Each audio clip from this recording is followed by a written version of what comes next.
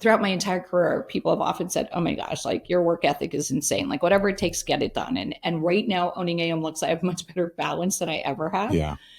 But my way of handling problems or getting through an obstacle is you got to start. You just got to get there. And so it was pretty devastating after 11 years of being breast cancer free. It was caught early 11 years ago, not, did what I had to do, no major surgeries, radiation, but then found out that it had come back. Mm-hmm. And so I'd worked hard, as you could guess, to be healthy and do all the right things for 11 years. And so I took my moment to feel bad for me. Yeah. And then it was like, what's the plan? And so I went back to that same process, which is, okay, here's the obstacle. What's the plan? What do you need to do? How do you overcome it? And for me to work through it mentally is to just make it happen and then get back into what I love to do. Welcome to YMI Talking, a podcast where the guests are so good, you'll wonder why the host is even talking. In each episode, you will hear one of the leaders of the Lehigh Valley's vibrant business hub. They will tell you the keys to their success, the mistakes they've made, and what they have in store for the future. Here is the host of YMI Talking, from YMI Insurance, Jimmy Honachik. All right, that is me, Jimmy Honachik, and this is an episode I have been waiting for a long time. I remember my very first Bethlehem Chamber meeting, and there was this extremely well-dressed woman who was running the show and was so confident and exuded so much, just absolute, she owned the space. And I was like, who is this? And it is Marie Supinski. You are the chair of the chamber board. You are the owner of AM Luxe. You do so much for our community, and I couldn't be happier to have you here. So thank you. Thank you. What an opening. But I mean, it's true. You do so much. How, why, what? Just tell me how you got started in all of this. Well, thank you again for having me today. I would say that it's interesting when I look at my career. So I spent 38 years running stores across the United States. And then it's my second career. Yeah. Friends, mentors, loved ones said to me, what are you going to do after all of this, after 38 years? And I happened to spend a lot of time in downtown Bethlehem at restaurants, getting my hair done, doing other services, shopping, and was walking by my current location. And there was a sign that said business for sale. Wow. And so I'm a very operational, analytical person. Yes.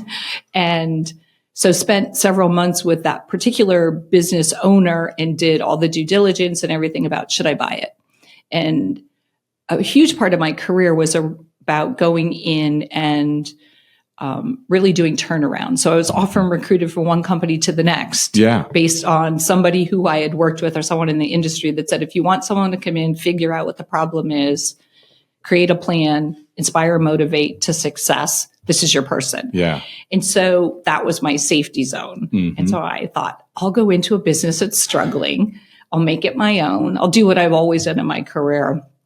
And after a few months of doing that and having guidance from a mentor that I continue to work with, the advice was, why are you just not opening your own business? Yeah. And I was terrified.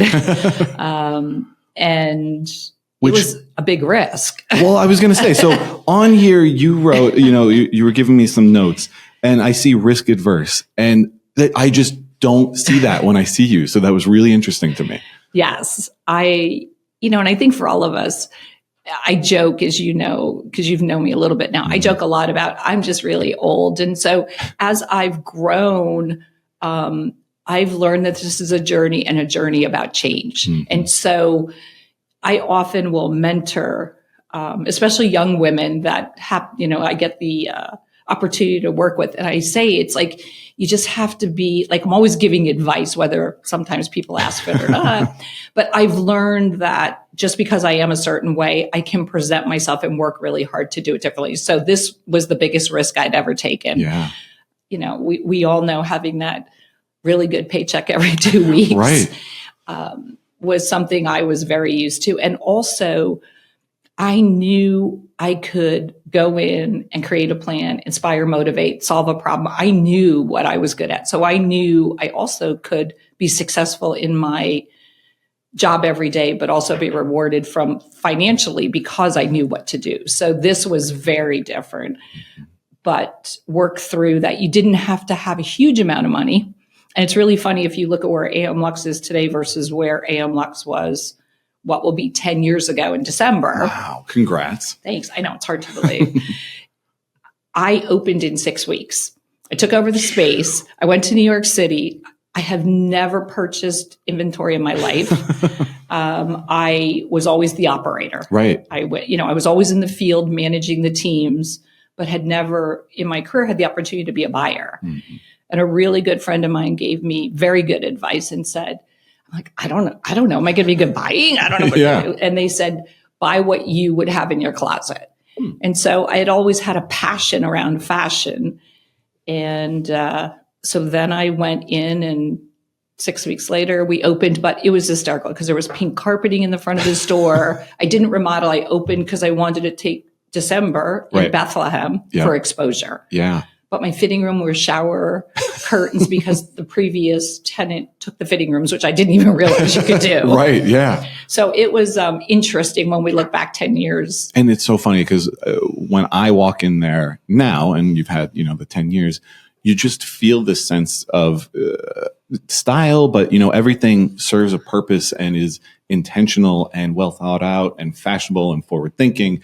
So to think that you kind of came from a much different space is really interesting. Yeah. My entire design plan was that when woman or man would come into the store, we started out with women's, now we've expanded. It was about the experience of all the senses.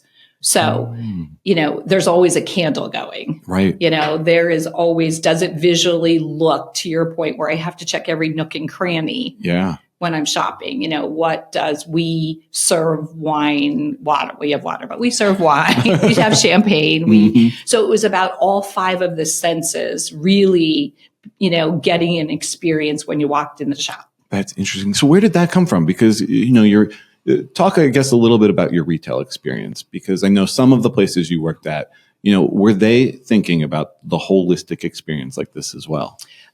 I was let's start with the reason I believe in that. My first job was at Dairy Queen. Nice. All right. In high school. I'm a fan. Unless you serve ice cream all the time. Yes. No, but it was cool. It was actually my elementary school principal owned it. Wow. Okay. I was a great student, and so through exposure was able to get the job. But I spent so much time in a uniform. So you do know me well enough to know that a uniform wasn't really my thing. And then ice cream is a very sticky business. So by the end of the day, I couldn't wait to get the uniform off. And so I really believe a lot of the passion around how I looked and presented myself when I could be unique and different was how I ended up there. I, had 2 parents who were very hardworking, but I needed to work through college. It wasn't like there was extra cash around. So I was a full-time assistant manager in college my senior year, and I was student teaching. Wow. So I have a psychology and elementary education degree, which I firmly believed has helped me be successful in my retail career. Yeah. But I was in it. I was really good at it. And it was hard finding teaching jobs when I graduated from college. So I just stayed in it and never left. Wow. And so that's, my background and my commitment to businesses was, I was the regional manager at Gap. I was vice president of stores at The Limited. I was at Sigrid Olsen, Dana Buckman stores. Whenever I was in the business, 100% of the time I was in their apparel. So I would never show up in a store where a client couldn't come up to me and say, I love that outfit. Where is it? And I could take her to the rack. Right. So with that, where I did that, and then where I got to be unique and different was in my shoes and my handbags. Because I always most of the brands I worked for didn't have those. So it was always following and setting the example that I believed in the brands I worked for and add my own flair with the handbag and shoes. That's very cool. And now it's kind of come full circle. Talk about what sets AM Luxe apart. What makes it unique? And how did you come up with that vision? It was through my own personal shopping experience in the Lehigh Valley. Mm-hmm. When I opened, I was in my early to mid 50s.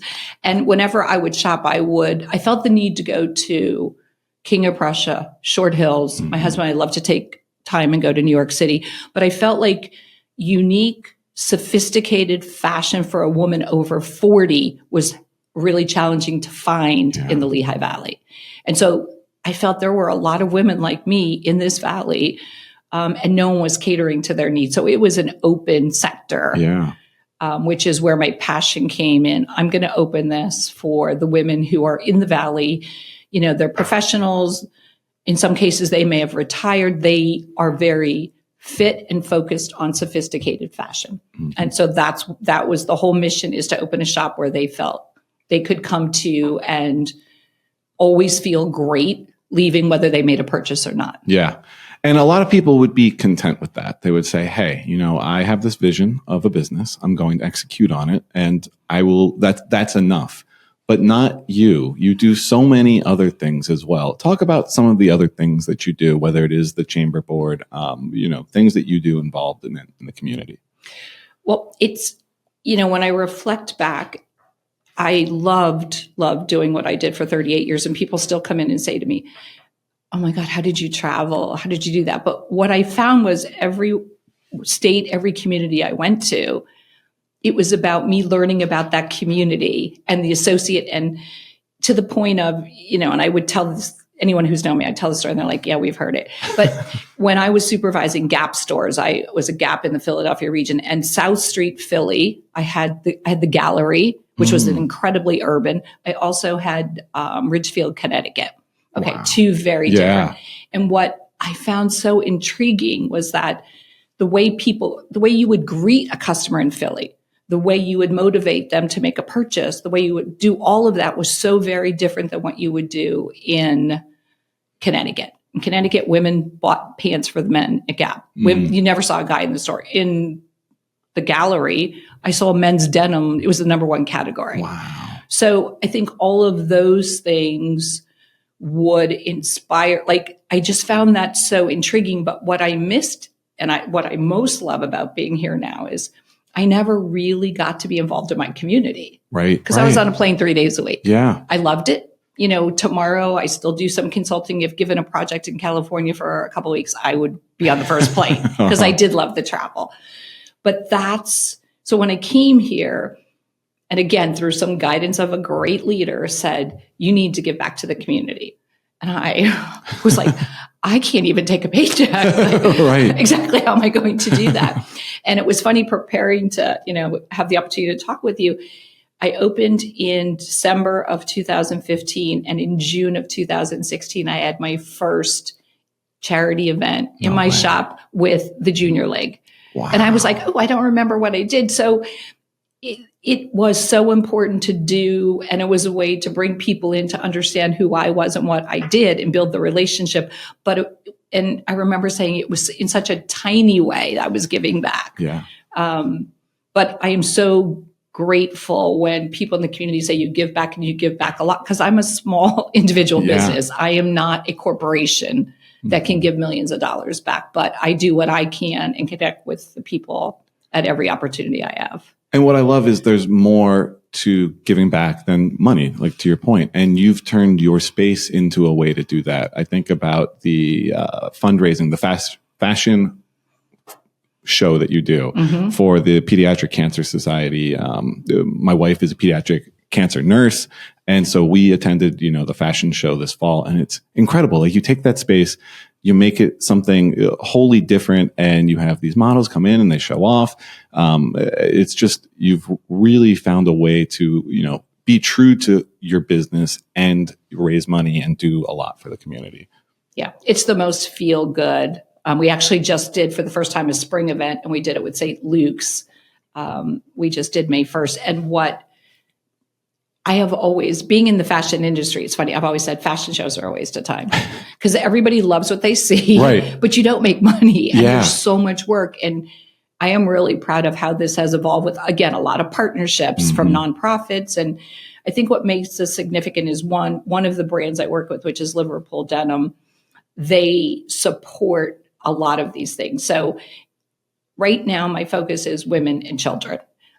It's just one of these relationships, and it's come up kind of from I have not once but twice overcome breast cancer, but then also just working with the women in the community. So when we did the event in May, we had the nurses who take care of moms. It's a maternity partnership, and the women, they were nurses, so they were our models. Yeah. So one of the things that I think has been really great is the only models we use are my clients, real clients. And secondly, we take whatever charity we're working with, we say, okay, who wants to be the model? Yeah. And then Liverpool donates all those outfits to those models. Wow. So that, and the partnership and the relationship works when it works for both parties. So, we are going to, again, September 18th, mark your calendars. We'll be doing the fall fashion show with Riley Children's Hospital.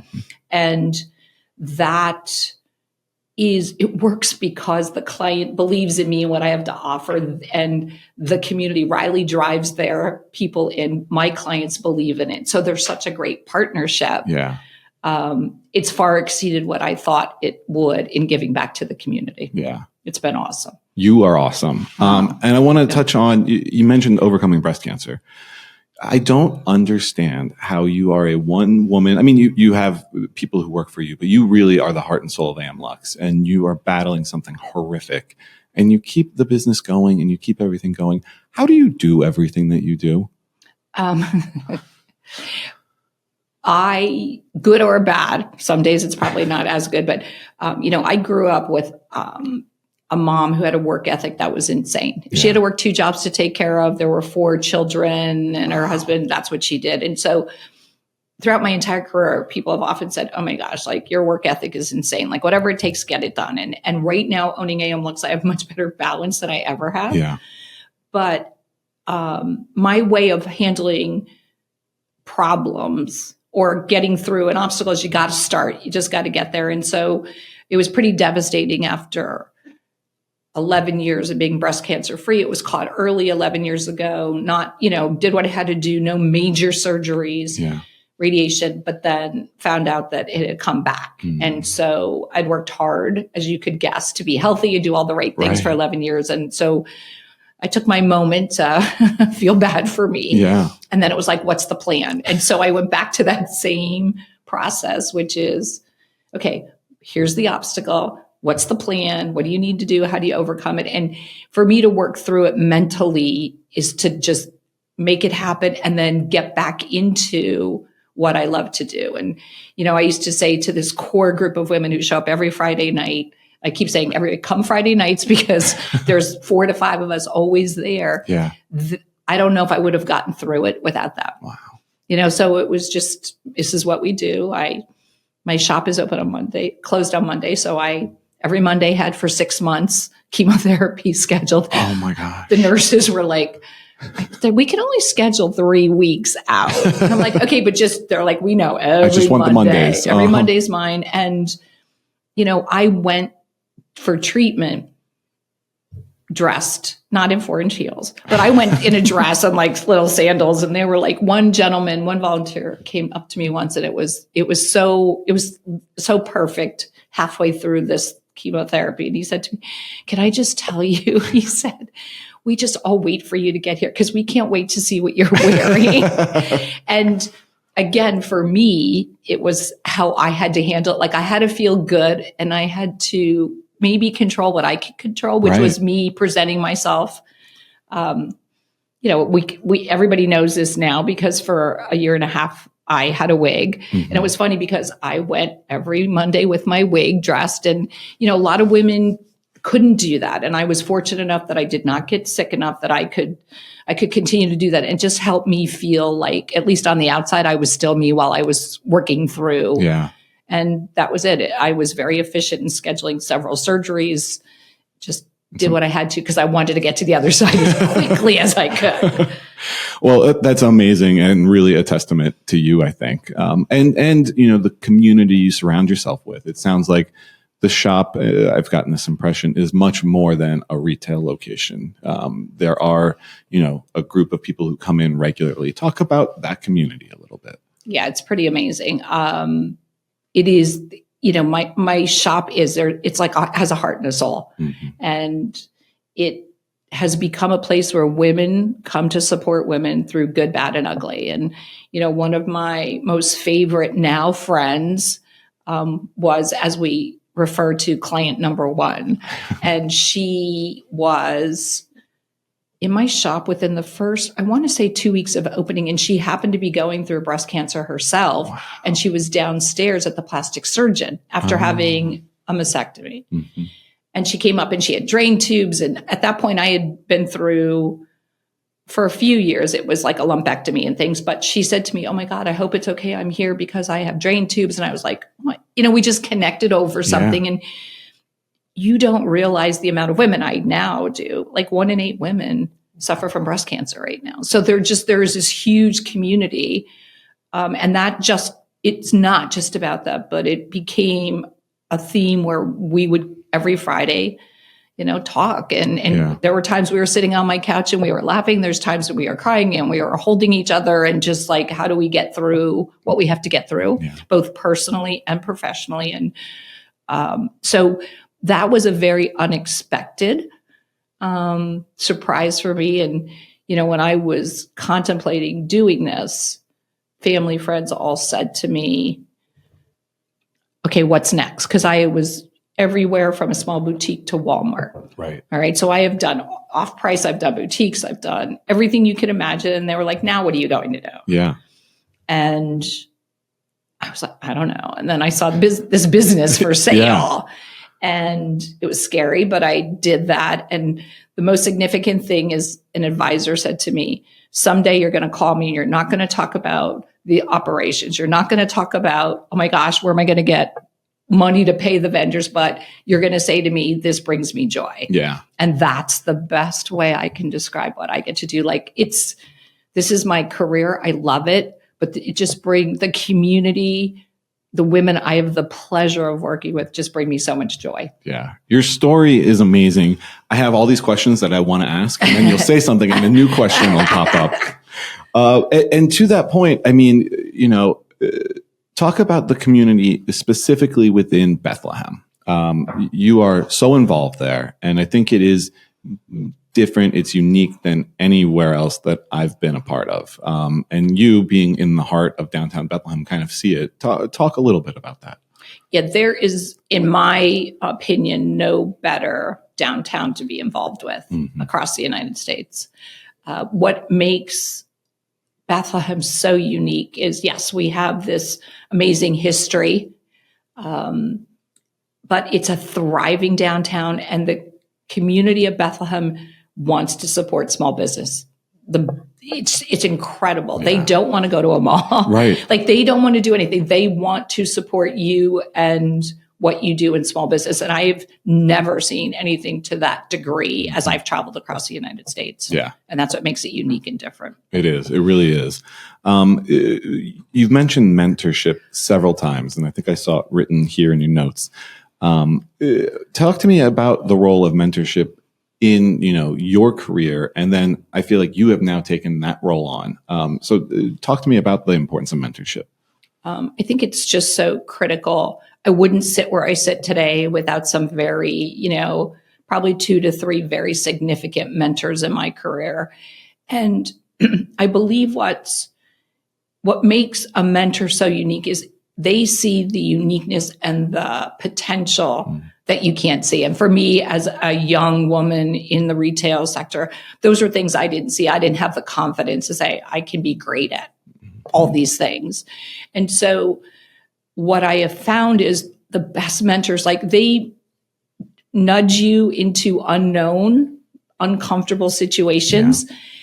But what made them so amazing was that when you're on the journey and everything's not perfect and you hit a little, bump in the road, they're there. Like the best way, and I always have this visual when I talk about mentors, is this, these mentors for me were like, they pushed me forward. And then just when I thought I was going to fall, they caught me. Yeah. And so they were always there to help guide you. So I cannot say enough about how important I think it was in my career. And with that passion around teaching that I still have today and helping people. Yes, there's a lot of especially young women that I've had the pleasure of getting to know. And I think it's important to spend time and help them see, some things. And it's funny because sometimes I just did it the other day and I happened to be in a particular meeting and I saw something that the person, did a great job at the meeting, but said something. I'm like, ugh. And so I was on my couch and said, hey, do you have a second? And I'd like to talk to you. And are you, I always ask permission because I'm not this official mentor. And they were like, yeah. And I said, here was my observation sitting here. And like, you were in control. You do a great job. Do you think? And they were like, oh my gosh, I never thought about that. And so it was really great conversation. I've had the opportunity through the chamber to do some of the mentoring with other small business owners. This is not for the faint of heart to set this up and do it. So it's just, it brings me so much happiness to be able to do that for young professionals right now. It brings me pleasure because I'm the recipient of what a great mentor can do. Yeah, that's great. One question I wanted to get back to, and you just talked about, how teaching, your teaching degree kind of has influenced you, your psychology degree. You had mentioned the way you guide someone towards a purchase decision is different depending on, the demographics where they are. Talk about how important that background, that psychology background, is in your kind of everyday life. It is so important. And the older I get, the more I appreciate it. It is, my target audience, as I said, is this professional woman, 45 and up. What is interesting is, as a female, we're all trying to overcome it and be confident in the body we have today and who we are, but that's not the reality of where we are. Yeah. And so for me, having a woman come in and, I often hear my clients say, oh my God, I love what you have and I can't look like you in it, but I'm going to lose 10 pounds and come back. And my advice always is, and it's so true. So I can say, I'm not trying to sell you stuff. Right. I don't care if you make a purchase today, but what I can tell you is if you buy one thing today that makes you feel good, when you're wearing it, chances are you're going to be more inspired and motivated to do whatever it is. Is it to walk another mile? Is it to go out and work out? Is it to eat differently? So is it to overcome a cancer battle? Yeah. Yes. And I have been very fortunate to work through with a lot of women and have met some women who have, in my case, I feel like, look, cancer is serious for all of us, but I had it so much better than a couple of other clients in the last year that I met through that.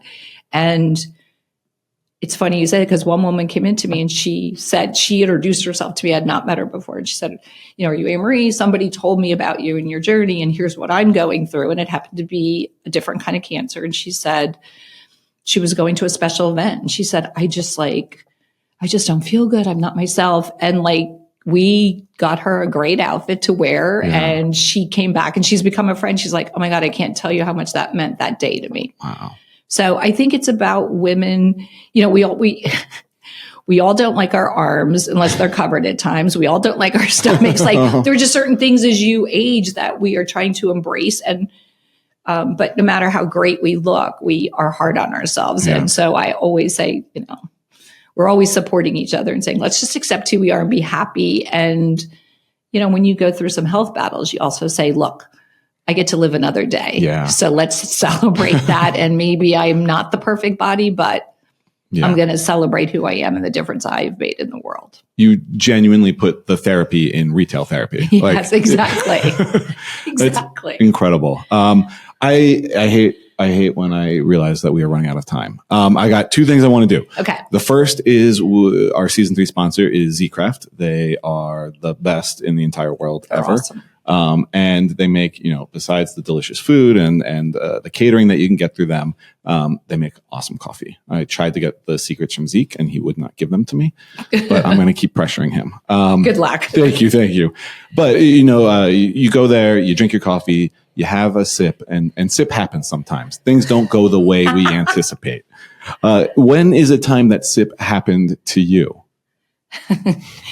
Well, for as put together as I can be at times, I could be the best klutz in the world. So, you just said that. It's like I had a white suit on yesterday, and I tell women all day long, you got to wear white. Don't be afraid of white. They're like, I can't wear it. I'm going to get something on. Right. Within 1 hour, I had a coffee stain on my white pants. So SIP happens. SIP happens. But I would just say for me, I'm a klutz. So I can run around in forged heels all day long. I can be put together. And then my husband laughs at me because then I like trip up steps.